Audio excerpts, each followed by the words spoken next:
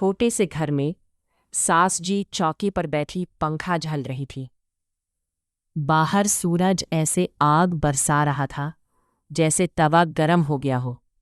घर में इतना गर्मी थी कि दीवारें भी पसीना छोड़ने लगी थीं।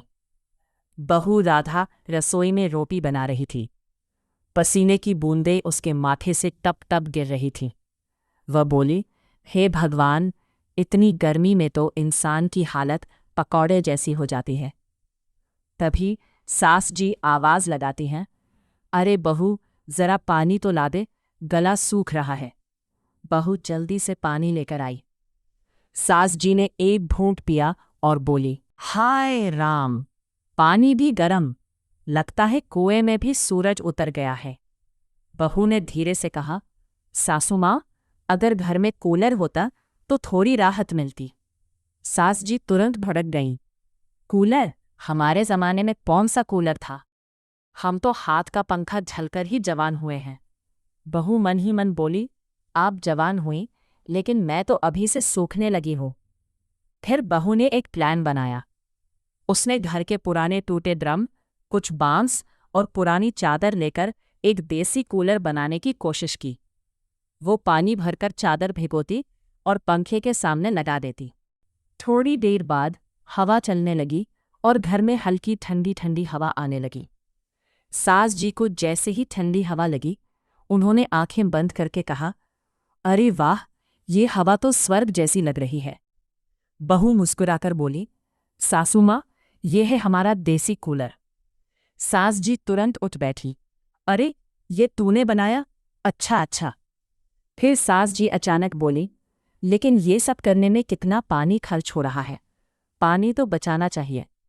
बहू बोली, सासू माँ, ये पानी मैं बाद में पौधों में डाल दूंगी।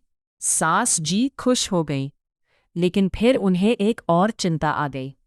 अरे बहू, अगर पड़ोस वाली शांति देख लेगी तो वो भी अपना देसी कूलर बना लेगी, फिर पूरा मोहल्ला ठंडा हो जाएगा।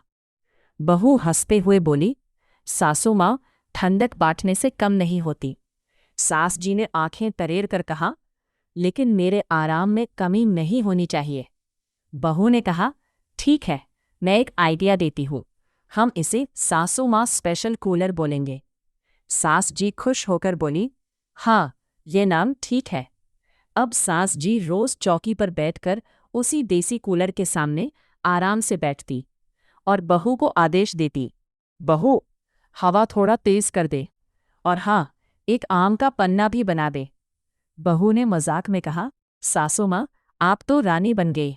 सास जी हंसकर बोली, और तू मेरी मंत्री। दोनों हंसने लगी।